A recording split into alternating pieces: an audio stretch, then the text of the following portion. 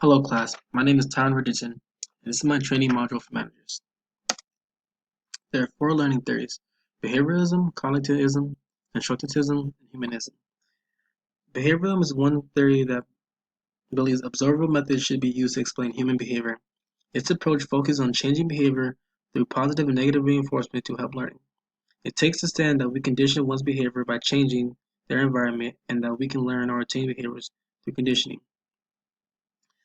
Cognitivism includes things like how we think, solve problems, attention, perception, memory, etc. This approach also suggests that all behavior, no matter how complex, can be reduced to cognitive processes. Constructivism is a learning theory that believes learning is an active process of constructing knowledge rather than acquiring it. Learning is constructed from experiences and hypotheses of the environment which are continually tested. Humanism believes that humans have free will and strive for self-actualization, simply explained as people have an innate drive to achieve their maximum potential. There are 5 learning principles that I feel was crucial and essential for the selected group and their learning needs and preferences. Classical and operant conditioning, which is part of behavioralism, the emphasis towards human behavior. The two concepts utilize rewards or punishments and stimulus that are effective in teaching. Schema theory. Simply, a schema is a way of organizing knowledge. The theory is seen as a bridge connecting behavioralism and cognitive learning theory. Next up is the social learning theory. Social learning approach takes cognitive process into consideration and declares that the role that they play deciding is a behavior to be imitated or not. There are 4 requirements of learning for social learning theory, which is observation, retention, reproduction, and motivation. Bloom's taxonomy. I'm going to focus on Bloom's cognitive domain of learning for this one. It's set up in a pyramid setup where it begins with the remembering stage and advances all the way to creating. The overall goal can be explained by achieving high-order thinking. Hierarchy of needs. The theory is simply explained that we are all humans and we all have certain needs. When those needs are not being met, it will motivate us to fulfill those needs. Self-actualization is seen as the ultimate goal, which is seen as achieving one's full potential.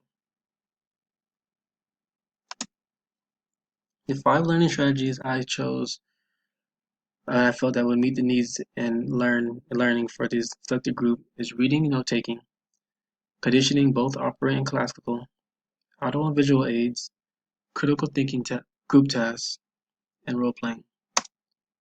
As you can see right here, the list of what benefits the selected group of managers, they all benefit in some form, and they all collectively can benefit in all to meet their learner preferences and needs and styles. The training module I set up will last 2 days for managers to fully understand and be able to apply knowledge and skills. First, reading material will be provided, which then will be needed to be reviewed, and also notes taken on the material. The material will cover human behavior, schemas, and information about human needs. This will be used to provide background information on topics that may be new to them. Also introduce content that will be included in the audiovisual aids later, so if anything is confusing, they could relay their notes material. It will finish up with giving them simple questions on the given material, and they will be able to utilize their notes and memory on the read material. If any of the members struggle on this task, we will repeat the task of taking further notes and then asking simple questions again, relying on only their memory and notes. For conditioning, I will start off with classical conditioning by simply just providing a bonus or reward to increase hard work. For this section, I will provide a bonus for new and intimidating tasks that normally people will shy away or take their time on. They will be given a allotted time frame to properly complete a task. Each time the bonus will be given for their hard work and for them completing the task on time. Eventually, when another task is given, they will automatically be more hardworking to complete their work. I will do this to promote hard work and motivation as a motivation factor. Next up, I will use operant conditioning, which will be done immediately to recognize a great job done. Not only for the managers, an email will be sent out acknowledging their achievements every time a goal is met. Positive feedback, employees will want to repeat these behaviors of doing a good job. The manager will go in front of the group, present one of the learning concepts that they have learned through the reading, and an instructor will applaud and give them a good job done for explaining the concepts correctly, each time immediately to encourage good work. Next, I will use the audio and visual aids, which pretty much in total provide clear understanding. They will be used to clarify information that not may be clearly understood and built upon knowledge that one already has. Certain learners don't get full understanding from reading material or PowerPoints that are set up in lecture format, and also it gets quite boring. The audio and visual aids will keep the attention of the managers active and allow them to learn more effectively with more than just writing for learning material. Jane, John, Jody, Jimmy, who struggles verbalizing his thoughts, will benefit most from this learning method. Comprehension is a key goal of the strategy. A manager must be able to comprehend what is being told and taught in order to go out on their own and being applied. Critical thinking. The group task will help teamwork and help solve tasks. All the managers at some point have used critical thinking skills. Some may have be good as a group setting and allow them others.